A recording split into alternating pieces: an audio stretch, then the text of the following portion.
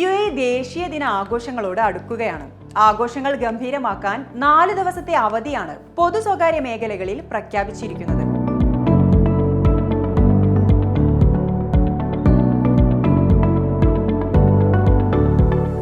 December 2, 3 തീയതികളിലാണ് പൊതു അവധി. വാരാന്ത്യ അവധി ദിനങ്ങളായ ശനി, ഞായർ കൂടി വരുന്നതോടെ ഫെഡറൽ സർക്കാർ സ്ഥാപനങ്ങളിലെ ജീവനക്കാർക്ക് 4 ദിവസത്തെ അവധി ലഭിക്കും. സ്വകാര്യ ജീവനക്കാർക്ക് ഡിസംബർ 2, 3 ദിവസങ്ങളാണ് അവധി. എന്നാൽ ഷാർജയിൽ വെള്ളിയാഴ്ച കൂടി പൊതു അവധിയായതിനാൽ 5 ദിവസത്തെ അവധി ആഘോഷിക്കാം. ഈ വർഷം മുതൽ ദേശീയ ദിനാഘോഷങ്ങൾ ഈദുൽ ഇത്തിഹാദ് എന്ന പേരിലായിരിക്കും ആഘോഷിക്കപ്പെടുക. ഡിസംബർ 2-നാണ് UAEയുടെ 53ാമത് ദേശീയ ദിനം.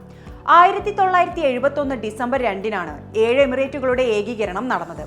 ആഘോഷങ്ങളുടെ ഔദ്യോഗിക ചടങ്ങുകൾ അല്ലൈനിൽ വെച്ചാണ് നടത്തുകയെന്ന് കഴിഞ്ഞ ദിവസം മന്ത്രാലയം പ്രഖ്യാപിച്ചിരുന്നു.